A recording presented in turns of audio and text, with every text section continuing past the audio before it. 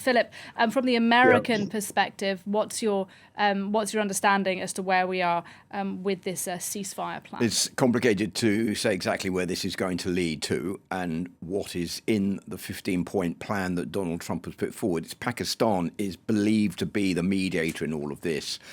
It appears that Pakistan is now the country that could be bringing the two sides together. It's posting the idea of hosting talks between Iran and the United States in Pakistan. We're still not there yet, but there are some indications about what could be in this 15-point plan. Sanctions relief for rollback of Iran's nuclear program, the monitoring by the International Atomic Energy Agency of that program, limits on missiles, access for shipping through the Strait of Hormuz, and an end to support for proxies. Now, many of these are unacceptable for the Iranians. Certainly the ending of support for the proxies, handing over the freedom of shipping in the Strait of Hormuz, certainly for the moment, and the limits on its ballistic missile program. So it's hard to see where this is going to go and how all of this is going to work out. Plus also what we were just reporting before that news flash came through about the fact that Iran has received this proposal from the United States, and that is the accusations that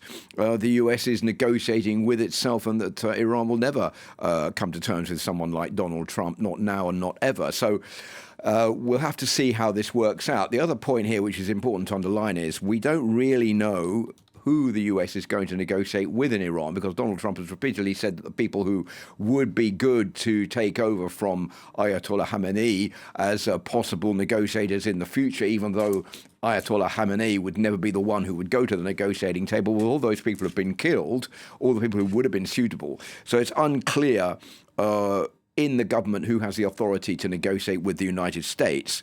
It is essentially the Iranian Revolutionary Guard that is now in control of the country. The regime of mullahs has been pushed to the sidelines. They're in control of the 31 provinces and they control the shipping in the Strait of Hormuz.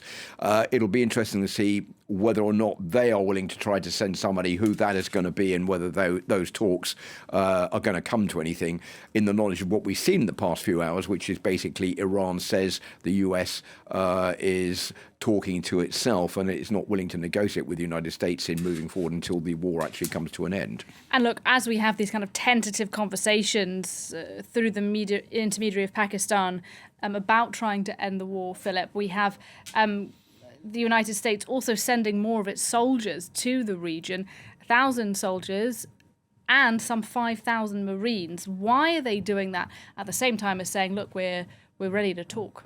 Well, that's another problem for the United States, because Iran is very suspicious about the motivations of the US. Remember, the last two times, last year after, just before the 12-day war started and just before this war started, there were negotiations going on between the US and the Iranians over Iran's nuclear program. They were interrupted by strikes against the Iranian regime. So there's a lot of suspicion that any talks that take place could be interrupted by more strikes from the United States. And this is not going to help matters when all of these Marines, these members of the 82nd Airborne Division, 1,000 or 2,000 or so, who are being brought into the region, plus the 5,000 Marines you mentioned, are building up the numbers of possible troops for a land invasion, which could happen this weekend. Remember, there is a deadline which is still in order until Friday night, midnight, for the Iranians to open the Strait of Hormuz. That's a deadline put forward by Donald Trump,